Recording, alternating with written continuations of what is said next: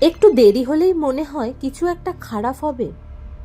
কারো ফোন ধরছে না মানেই নিশ্চয়ই বড় কিছু হয়েছে। একটা ছোট সমস্যা থেকে কেন মস্তিষ্ক সবসময় খারাপ ফলটা কল্পনা করে?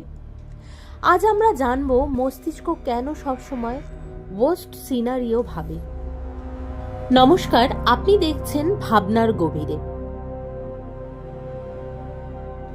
যেখানে আমরা মানুষ, মন আর জীবনের বিষয়গুলোকে শান্তভাবে গভীরভাবে বুঝতে চেষ্টা করব। চলুন তাহলে শুরু করা যাক। এটা কি ওভার থিঙ্কিং নাকি ব্রেন হ্যাবিট?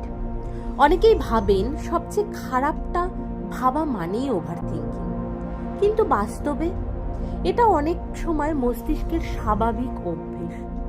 আমাদের ব্রেন সবসময় একটা প্রশ্ন করে, সবচেয়ে খারাপ কি হতে পারে?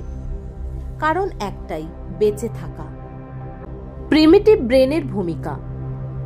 হাজার হাজার বছর আগে মানুষের সবচেয়ে বড় কাজ ছিল বিপদ থেকে বাঁচা।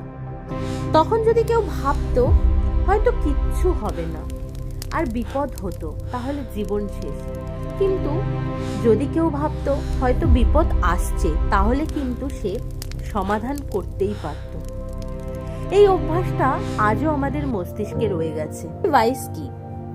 সাইকোলজিতে বলে নেগেটিভিটি ভাইবস। এর মানে মস্তিষ্ক ভালো ঘটনার চেয়ে খারাপ ঘটনাকে বেশি গুরুত্ব দেয়। কারণ ভালো কিছু না হলে সমস্যা নেই, কিন্তু একটা ক্ষুদ্র খারাপ কিছু হলে অনেক বড় ক্ষতি হতে পারে। তাই একটাই সমস্যা, কেন ছোট বিষয় বড় মনে হয়? যখন আমরা অনিশ্চয়তায় থাকি, উত্তর পাই না, নিশ্চিত কিচ্ছু জানি না, তখন মস্তিষ্ক নিজেই গল্প বানায়। আর সেই গল্পগুলো সাধারণত হয় ভয়ের, ক্ষতের বা ব্যর্থতার। কারণ মস্তিষ্ক ভাবে আগে থেকে খারাপটা ভেবে রাখাই নিরাপদ। রোজ সিনারিও ভাবা কি সবসময় খারাপ? না, সবসময় খারাপ নয়।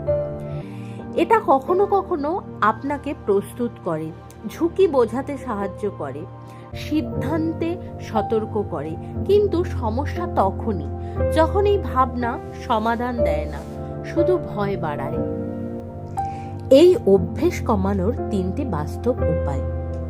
1 নাম্বার, এভিডেন্স খুঁজুন। নিজেকে প্রশ্ন করুন, এই ভয়টি কি আপনি প্রমাণের উপর দাঁড়ানো? যদি না হয়, তাহলে এটা শুধু আপনার কল্পনা। বেস্ট, ওয়েস্ট, রিয়েলিস্টিক, এই 3টি ভাবুন। শুধু ওয়েস্ট নয়, বেস্ট আর মোস্ট রিয়েলিস্টিক দিকটি ভাবুন। এতে আপনার মস্তিষ্ক ভারসাম্য শেখে। কন্ট্রোল বনাম কনসার্ন আলাদা করুন। যেটি আপনার নিয়ন্ত্রণে নেই সেটা নিয়ে ভাবা বন্ধ করুন। এতে মেন্টাল এনার্জি কিন্তু অনেকটাই বাঁচে।